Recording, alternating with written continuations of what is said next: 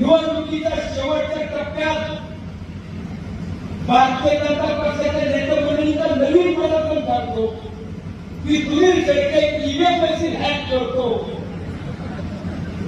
Sunil शेट्टेकडे machine hack करणारी मोठी company आहे. म्हणून 2019 निवडला 2024 बापूसाहेब बेडेचा पराभव झाला. त्यांना सांगत होते पराभव तुमचा होऊ शकत नाही.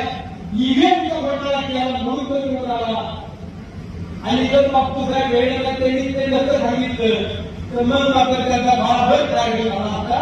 म्हणून ते आपल्या सांगत होते तुमचा पराभव तालुक्याला केला तो ईव्हीएमने केला. जसं त्यांनाही कळलं की ईव्हीएमचा घोटाळा नाही त्यांनी घोटाळा केला तेव्हापासून त्यांनी तो सांगितलं तुम्ही तुमचं राजकारण करा.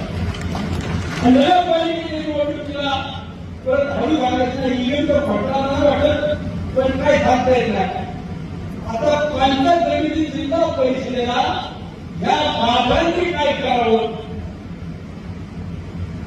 मतदानाच्या 3-4 दिवस अगोदर एक ईव्हीएम हॅक करणारा गुन्हाला याचे खिसे भरले नाही याचं पोट भरलं नाही यांनी उमेदवारांकडून जबाबदारीने सांगतो पत्रकार मागवलो.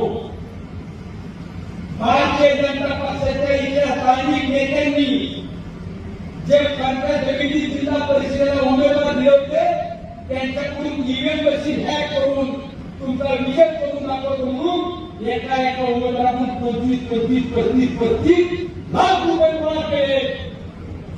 आणि याची सुरुवात कोण केली असेल तर त्या इंग्रजी भाषेवरती तिथं सेटलमेंट झालं. तुम्हाला ठिकाण दिले मी चौकशी लावणार आहे. मुख्यमंत्र्यांकडे आजपर्यंत भाजपच्या कुठल्या नेत्याची तक्रार घेऊन राहिली पण ही मात्र त्याची तक्रार झाली.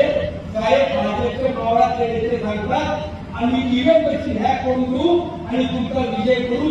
यांनी 25-35 लाख रुपये एका उमेदवाराकडून वसूल केल्या. यांची चौकशी लावा.